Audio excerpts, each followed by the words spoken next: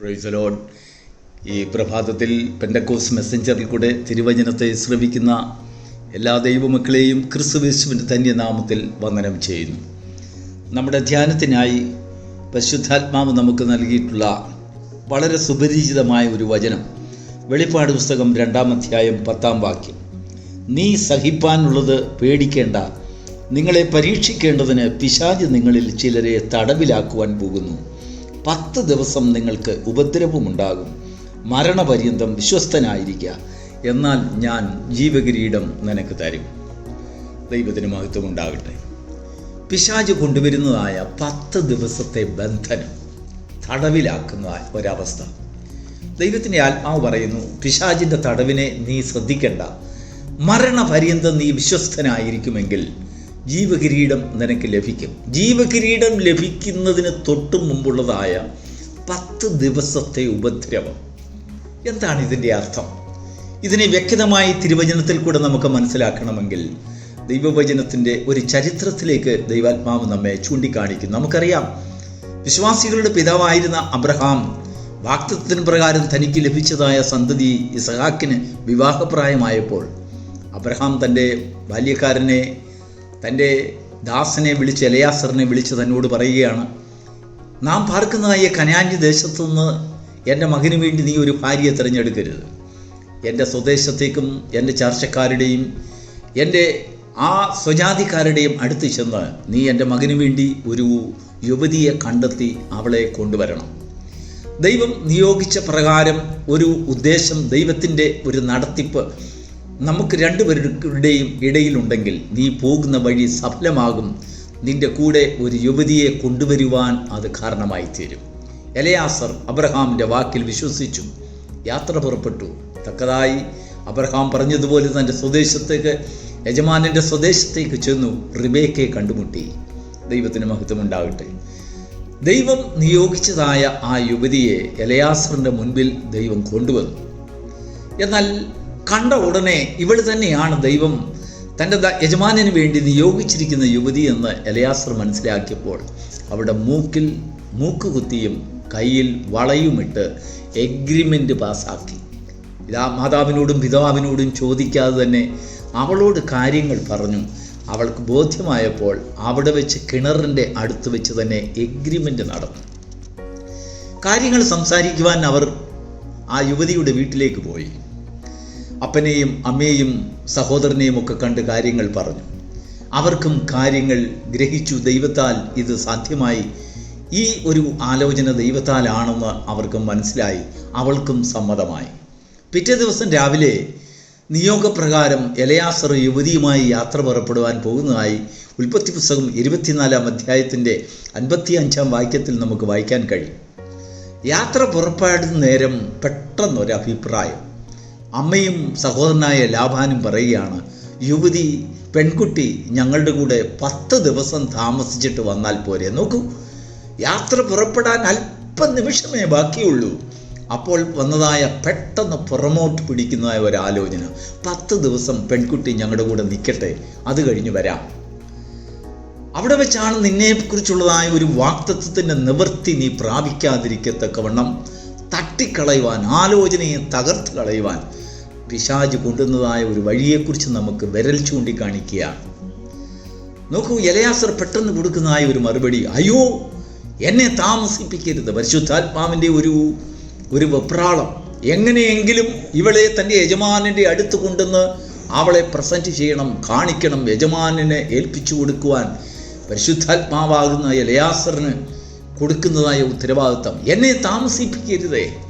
ഒടുവിൽ അഭിപ്രായം, അല്ലെങ്കിൽ പന്ത് റിബേക്കയുടെ കോർട്ടിൽ തന്നെ വന്നു. അവളോട് ചോദിക്കാം എന്നുള്ള അഭിപ്രായം ആ അധ്യായം മുഴുവൻ നമ്മളൊന്ന് വായിച്ചു നോക്കുമ്പോൾ നമുക്ക് മനസ്സിലാക്കുവാൻ കഴിയും. റിബേക്കയോട് ചോദ്യം ചോദിച്ചു, നിനക്ക് ഈ മനുഷ്യനോടുകൂടെ പോകുവാൻ നിനക്ക് മനസ്സാണോ? പെട്ടെന്ന് അവിടെ മനസ്സിൽ 2 ചിന്ത വന്നു. ഒന്ന്, അങ്ങേപ്പുറത്ത് എൻ്റെ അമ്മയും സഹോദരനും 10 ദിവസം കൂടെ നിൽക്കാൻ എന്നെ നിർബന്ധിക്കുന്നു. മറുഭാഗത്ത് ഞാൻ ആർക്ക് വേണ്ടി നിയോഗിക്കപ്പെട്ടുവോ, നിശ്ചയിക്കപ്പെട്ടുവോ, അവൻ്റെ ശബ്ദം ഞാൻ ദൂരെ എൻ്റെ കാതുകളിൽ കേൾക്കുന്നു. Praise the Lord. അവൾ പറയുകയാണ്, ഞാൻ ഇവനോടുകൂടെ പോകുന്നു.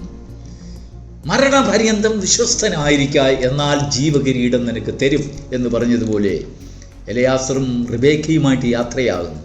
ഇവിടെ വരുമ്പോൾ ദൈവത്തിൻ്റെ ആത്മാവിനെ എടുത്തു കാണിക്കുവാനുള്ളത് 2 ദർശനങ്ങൾ വരികയാണ്. അവർ യാത്ര പുറപ്പെട്ട് കനാൻ ദേശത്തേക്ക് അടുക്കുമ്പോൾ ഇതാ ഇസഹാക്ക് വെളിമ്പ്രദേശത്ത് നിന്ന് നോക്കുന്നു. അവിടെ നിന്ന് കാണുകയാണ് ഒരു ദർശനം വിഷൻ നമ്പർ 1 എന്താണെന്നറിയാമോ?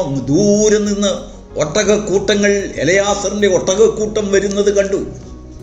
അതിനുശേഷം തൊട്ടടുത്ത വാക്യത്തിൽ പറഞ്ഞിരിക്കുകയാണ്, റിബേക്കയും അങ്ങ് ദൂരെ നിന്ന് അടുത്തു വരുന്നതായ യൗവനക്കാരനെ കണ്ടു. അവർ തമ്മിലുള്ള ഒരു കാഴ്ച. റിബേക്ക എലയാസറിനോട് ചോദിക്കുകയാണ്, ഇവനാർ? ദൈവത്തിന് മഹത്വം.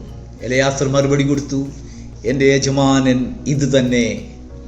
അവർ തമ്മിൽ അവിടെ വെച്ച് അവളെ സ്വീകരിച്ചുകൊണ്ട് അമ്മയുടെ വീട്ടിലേക്ക് ഇസഹാക്ക് പോകുന്നതായിട്ട് നമുക്ക് വായിക്കുവാൻ കഴിയും. പ്രിയപ്പെട്ട ദൈവത്തിൻ്റെ മക്കളെ, നമ്മുടെ ജീവിതത്തിൽ ദൈവം നമുക്ക് തന്നിരിക്കുന്ന ചില നിയോഗങ്ങളുടെ സമ്പൂർണത നാം പ്രാപിക്കുന്നതിന് മുൻപ് നമ്മുടെ മുൻപിൽ വരുന്ന ഒരു നിശ്ചിതമായ നിർദ്ദിഷ്ടമായ പരീക്ഷാ ഘട്ടത്തെയാണ് 10 ദിവസം കാണിക്കുന്നത്. ഇവിടെ നാം ഇന്ന് കുറിവാക്യമായി വായിച്ച വേദഭാഗത്തിൽ പിശാച് നിങ്ങളെ 10 ദിവസം തടവറയിലാക്കുവാൻ പോകുന്നു. ഈ തടവറ ഒരു ബന്ധനം. പുറമോട്ട് പോകണമോ മുൻപോട്ട് പോകണമോ എന്നുള്ളതായ ഒരു ചിന്ത. ദൈവത്തിൻ്റെ ആത്മാവ് നമ്മുടെ ഉള്ളിൽ നിന്നുകൊണ്ട് പറയുകയാണ്, അയ്യോ എന്നെ താമസിപ്പിക്കരുത്. തീർച്ചയായിട്ടും നാം ഇസ്ഹാക്കിന് വേണ്ടി നിയോഗിക്കപ്പെട്ട കർത്താവിൻ്റെ സഭയാണ് എന്ന് നമുക്കറിയാം. നമ്മുടെ കാതിലും നമ്മുടെ മൂക്കിലും നമ്മുടെ കയ്യിലും കിടക്കുന്ന ആഭരണങ്ങളൊക്കെ അത് നമ്മോട് വിളിച്ചു പറയുന്നുണ്ട്. നാം സമ്മതിച്ചിട്ടുള്ളൊരു വിഷയമാണെങ്കിലും ചില അഭിപ്രായങ്ങൾ, ചില ലൗകിക ബന്ധങ്ങൾ, ചില അനുസരിക്കത്തക്കതായ ചില നിർബന്ധങ്ങൾ നമ്മുടെ പുറകിൽ നിന്നുകൊണ്ട് നമ്മെ പുറമോട്ട് വലിക്കും. കുറച്ച് നാളൂടെ കഴിഞ്ഞിട്ട് പോയാൽ പോരെ. അങ്ങനെയുള്ളതായ ആ ചിന്ത നമ്മളെ പലപ്പോഴും ദൈവസ്നേഹത്തിൽ നിന്ന് നമ്മെ പിന്മാറ്റിക്കളയും.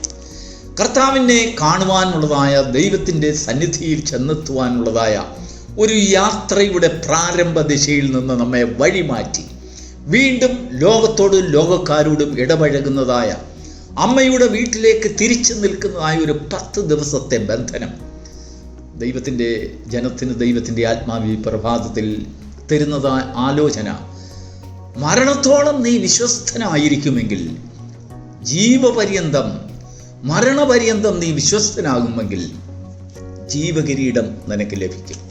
ഇല്ല, ലോകത്തിലെ ബോധ്യം അല്ലെങ്കിൽ പല അഭിപ്രായങ്ങൾക്കും പിൻവലിച്ചിലും അല്ലെങ്കിൽ പല ആലോചനകൾക്കും നിന്റെ ചെവിയെ വീണ്ടും തിരിക്കുമെങ്കിൽ നിന്നിലുള്ളതായ തെരഞ്ഞെടുപ്പിനെയും നിനക്ക് വേണ്ടി ദൈവം ചെയ്തിരിക്കുന്നതായ വാഗ്ദത്തത്തിൻ്റെ നിവൃത്തിയെയും പ്രാപിക്കുവാൻ കഴിയാതെ വീണ്ടും ലോകമോഹങ്ങളിലേക്ക് നീ ഓടുവാൻ സാധ്യമാകും. നമുക്കറിയാം, അതുവരെയും റിബേക്ക അവിടെയാണ് വളർന്നതും ജീവിച്ചതുമല്ല. പക്ഷെങ്കിൽ പ്രത്യേകമായി ഈ സന്ദർഭത്തിൽ പെട്ടെന്ന് അമ്മയ്ക്കൊരു മോഹം, സഹോദരനൊരു മോഹം, ഒരു 10 ദിവസം കൂടെ ഞങ്ങളുടെ സഹോദരി, ഞങ്ങളുടെ മകൾ ഞങ്ങളുടെ കൂടെ നിൽക്കട്ടെ. ലോകത്തിന് ഇതുവരെയും മതിയായില്ല അവളെ പിടിച്ചു വെച്ചതുകൊണ്ട്. പക്ഷെങ്കിൽ ദൈവത്തിൻ്റെ ആത്മാവ് നമ്മുടെ ഉള്ളിൽ നിന്ന് പറയുന്നതായ ഒരു ആലോചനയുണ്ട്, അയ്യോ എന്നെ താമസിപ്പിക്കരുത്, ഞങ്ങളെ താമസിപ്പിക്കരുത്. എൻ്റെ യജമാനൻ വെളിമ്പ്രദേശത്ത് അവൾക്ക് വേണ്ടി കാവൽ നിൽക്കുന്നു, അവൾക്ക് വേണ്ടി കാത്തിരിക്കുന്നു. ഈ പ്രഭാതത്തിൽ നമുക്കായി കാത്തിരിക്കുന്നതായ ഒരു കർത്താവിനെ, മധ്യാകാശത്തിൽ വെളിമ്പ്രദേശത്ത് കാത്തു നിൽക്കുന്നതായ യേശുവിൻ്റെ സാന്നിധ്യത്തെ നിങ്ങൾ കാണുന്നുണ്ടോ? എങ്കിൽ ആ സാന്നിധ്യത്തിലേക്ക് അണയുവാനുള്ളതായ നിന്റെ തെരഞ്ഞെടുപ്പിനെ, വിളിയെ നിന്നിൽ സഫലമാക്കാതിരിക്കേണ്ടതിന് വേണ്ടി അനേക പ്രേരക ശക്തികൾ നിന്നെ പുറമോട്ട് വലിക്കും. എന്നാൽ അതിനെ കണ്ട് മനസ്സിലാക്കി, എൻ്റെ യാത്ര, എന്നെ തിരഞ്ഞെടുത്തവൻ അല്ലെങ്കിൽ എന്നെ ഈ ആലോചന എന്നിൽ കൊണ്ടുവന്നവൻ്റെ പുറകെ ഞാൻ പോകും, ആത്മാവിൻ്റെ നടത്തിപ്പിന് ഞാൻ കീഴ്പ്പെടും എന്ന് പറയുന്ന ഒരു വ്യക്തി ആരോ? പല പ്രശ്നങ്ങളും, ചിലപ്പോൾ മരണപര്യന്തം ചില പോരാട്ടങ്ങൾ അവിടെ ഉണ്ടാകും. അവസാനത്തോളം സഹിച്ചു നിൽക്കുന്ന വ്യക്തിയാണെങ്കിൽ നീയും നിന്റെ കുടുംബവും രക്ഷ പ്രാപിക്കും. അരുമനാഥനെ ദർശിക്കുവാനുള്ളതായ ഭാഗ്യം, നിന്നിൽ ആരംഭിച്ചതായ വേല, അത് തികവോടെ പൂർണ്ണതയോടെ തികയ്ക്കുവാൻ അത് സാധ്യമായി തീരും. God bless you.